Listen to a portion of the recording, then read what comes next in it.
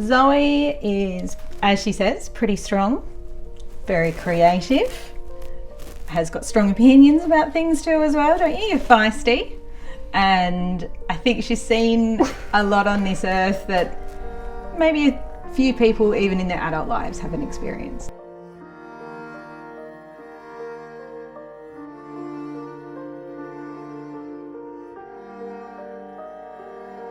Zoe was diagnosed with B-cell acute lymphoblastic leukemia originally when she was 3, and so at that point we went through about 2 and a bit years of treatment. Everything was tracking quite well, but then unfortunately we noticed a few little things started sort of ringing a few alarm bells, and in 2023 she relapsed. It was very sad. I didn't like finding out that I had it again. Like, my doctor came in when we were in hospital and I was in the hospital bed, and then he told me, and I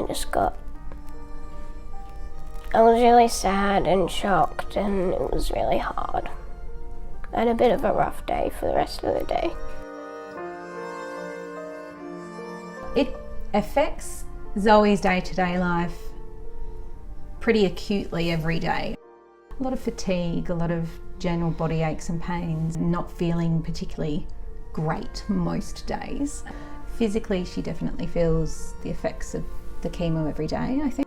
Obviously, losing the hair is absolutely a big one, and that's both a physical and an emotional effect for them. In terms of how it affects the family, and it's more than a ripple effect, it's like a tsunami effect. It sort of smashes you.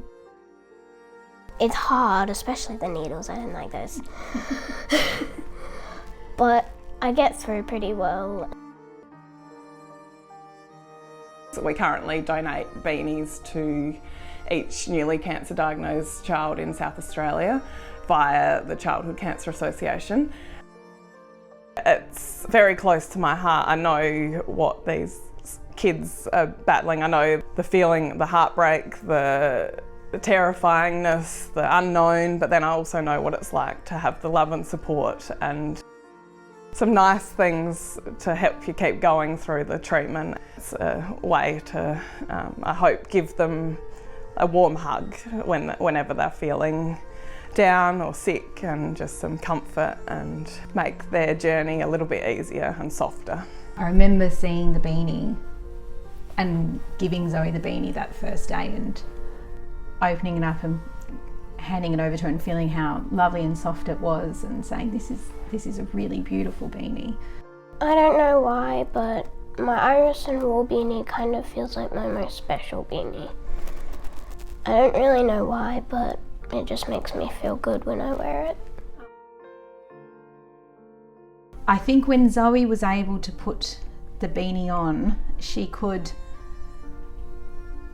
just dissolve into normality for the time that she was out and about wearing the beanie. She just looked like a kid with a few plaits in her hair. No one really knew what was going on. She didn't have to be that child that was unwell, and as she progressively lost her hair, it became like an invisibility cloak, a superpower. It meant that it was her way of saying, today I'm not that kid in hospital, because I think one of the clearer features of a child going through chemotherapy and having cancer is the fact that they're bald, and sometimes you just don't want to be that kid, I don't think.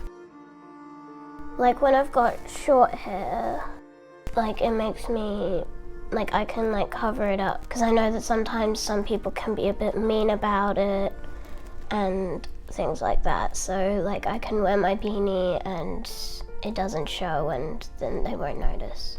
Knowing the brand is, I think for me, knowing the brand and knowing the story behind it, just felt like someone else knew what was happening for you, and really you were supported, and it was more than just fashion. It was a symbol of the community reaching out and supporting you.